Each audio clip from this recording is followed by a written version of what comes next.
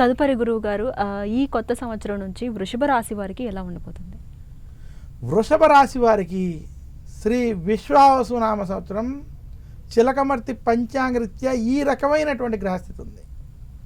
వృషభ రాశి వారికి ఈ సంవత్సరం విశేషించి లాభస్థానంలో శని సంచారం, ధనస్థానం, కుటుంబ స్థానం, వాక్ స్థానంలో బృహస్పతి అనుకూలంగా సంచరించడం. ఇక వృషభ రాశి వారికి ఈ సంవత్సరం దశమంలో రాహు, చతుర్థంలో కేతు అనుకూలంగా సంచరించడం చేత వృషభ రాశి వారికి శ్రీ విశ్వవసునామ సంవత్సరం కలిసి వచ్చేటువంటి సంవత్సరం.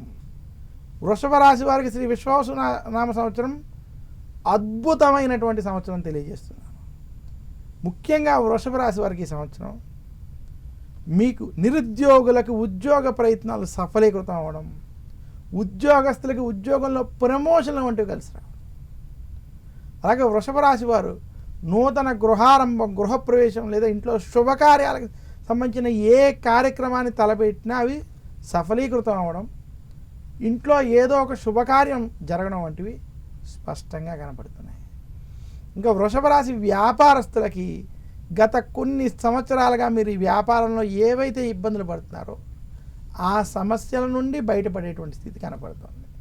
ఈ సంవత్సరం వ్యాపారపరంగా శుభ ఫలితాలు వృషభ రాశికి ఉండబోతున్నాయి. వృషభ రాశి రైతాంగం, సినీ రంగం, మీడియా రంగం వంటి రంగాల్లో ఉన్నటువంటి వారికి ఈ సంవత్సరం కలిసి వస్తుంది. వృషభ రాశి రాజకీయ నాయకులకి ఇది అద్భుతమైనటువంటి సమయం. వృషభ రాశి స్త్రీలకి కుటుంబంలో ఆనందము, సౌఖ్యము, ఉన్నతి వంటివి వారికి స్పష్టంగా కనబడబోతున్నాయి.